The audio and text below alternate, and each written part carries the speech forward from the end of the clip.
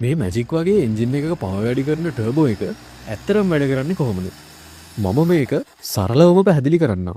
Normal engine එකක් වැඩ කරන්නේ අපි අවට ඇති වායුගෝලයෙන් වාතය ඇදගෙන. හැබැයි මේ ක්‍රමයට වාතය ඇද ගැනීමට ලිමිට් එකක් තියෙනවා. මේක නිසා එන්ජින් එකේ පවර් එක ලිමිට් වෙලා තියෙනවා.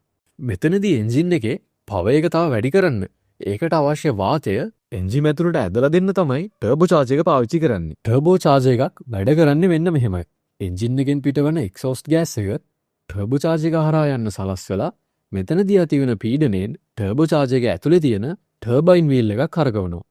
මේ ටර්බයින් එක ටර්බෝ චාර්ජර් එක ඇතුලෙම කම්ප්‍රෙසර් වීල් එකකට කනෙක්ට් වෙලා තියෙනවා. ඉතින් මේ ටර්බයින් එක කැරකෙන වේගයත් එක්කම මේ කම්ප්‍රෙසර් වීල් එක කැරකිලා වාතය වේගයෙන් සහ ලොකු පීඩනයකින් එන්ජින් එකට යවනවා. මේ පීඩනය නිසා ඇතිවෙන උෂ්ණත්වය පාලනය කරන්න මේ වාතය එන්ජින් එකට ඇතුල් වෙන්න කලින් ඉන්ටර්කූලර් එකක් හරහා යවනවා.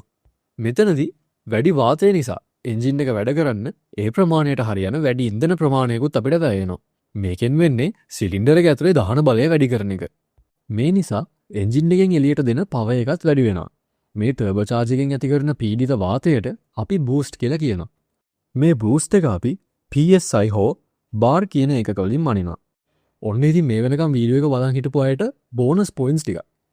මේ සවුන්ඩ් එක අහලා තියෙනවද බලන්න.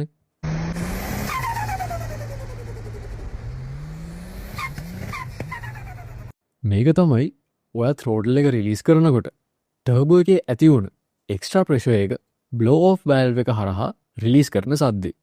ඒ වගේම තමයි ටර්බෝ එකකින් පවර් එන්න ටිකක් වෙලා යනවා.